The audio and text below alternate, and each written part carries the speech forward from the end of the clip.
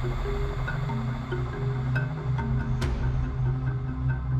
और जहां गाजा में इजराइल और हमास लड़ाकों के बीच छिड़ी जंग रुकने का नाम नहीं ले रही है, वहीं इजरायली नेता इस आग को और भड़काने पर उतारू नजर आ रहे हैं। हुआ यूं कि इजराइल के दक्षिणपंथी नेता इतामार बेन गवीर हजारों यहूदियों के साथ यरूशलेम के विवादित अल अक्सा मस्जिद पहुंच गए।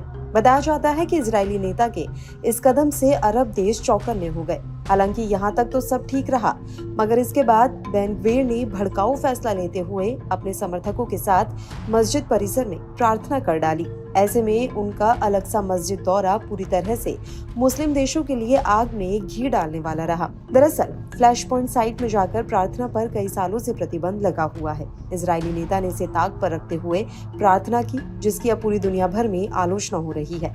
तो वहीं इस कदम से इजराइल बैकफुट पर आ गया है। अरब देशों ने तो इस पर तीखी प्रतिक्रिया दी ही। इजराइल के सहयोगी अमेरिका और पश्चिमी देशों ने भी खूब खरी सुनाई है। इजराइल के राष्ट्रीय सुरक्षा मंत्री बेन गवीर ने अल अक्सा में लंबे समय से चले आ रहे प्रतिबंध को नजरअंदाज कर गाजा में हमास को हराने की कसम खाई। ये घटना ऐसे समय में हुई है जब हमास चीफ इस्माइल हानिया की हत्या के बाद इजराइल पर ईरान और लेबनान की ओर से हमले की आशंका बनी हुई है। इजरायली मंत्री के आग भड़काने वाले इस कदम पर ईरान ने भी कड़े शब्दों में निंदा की है। ईरान के विदेश मंत्रालय ने कहा कि पश्चिम एशिया में तनाव बढ़ाने के मकसद से अल कुद्स के पुराने शहर में अल अक्सा मस्जिद परिसर में इजरायली मंत्रियों और अवैध निवासियों की ओर से हाल ही में की गई घुसपैठ शर्मनाक है।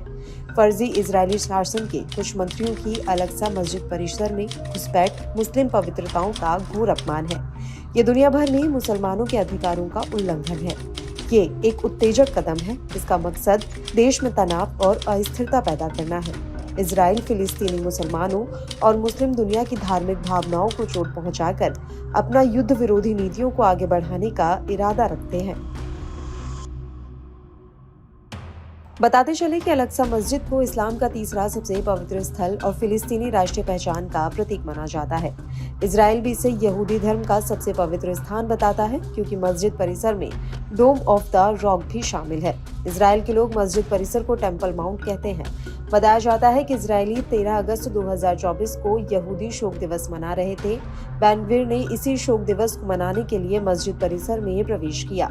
ऐसा दावा है कि इस साइट को 70 ईस्वी में रोमन साम्राज्य ने नष्ट किया था, जिसे कई सालों बाद में प्राचीन धार्मिक धरोहर के तौर पर पहचान मिली, जिसकी याद में इजराइल के लोग इस दिन को शोक के दिवस के तौर पर मनाते हैं। हालांकि विवादित साइट होने के चलते यहाँ यहूदियों और अन्य गैर मुस्लिमों को पूर्वी यरूशलेम के मस्जिद परिसर में जाने की इजाजत तो है, मगर उन्हें प्रार्थना करने की इजाजत नहीं है। गौरतलब है कि साल 1967 में अल कुद्स पर इजरायली कब्जे के बाद इजराइल और जॉर्डन के बीच एक समझौता हुआ था।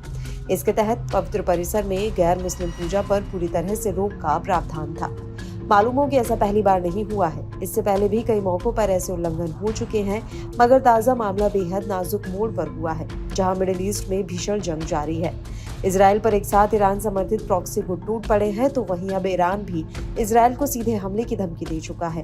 दोनों देशों के बीच किसी भी वक्त बड़ा युद्ध छिड़ने का अंदेशा जताया जा रहा है। बता दें कि बीते कुछ सालों में बेन गवीर जैसे धुर दक्षिणपंथी राष्ट्रवादी नेताओं ने इन प्रतिबंधों को ताक पर रखकर अपनी मनमानी की है। इसका नतीजा पूरे इजराइल को भुगतना पड़ता है। तो वहीं अरब देशों का गुस्सा पूरी तरीके से इजराइल पर फूट पड़ता है। यही वजह है कि इन उल्लंघनों से फिलिस्तीनियों की हिंसक प्रतिक्रियाएं देखने को मिलती रही हैं। तो वहीं इजराइल को लेकर उनकी दुश्मनी और तीखी हो जाती है।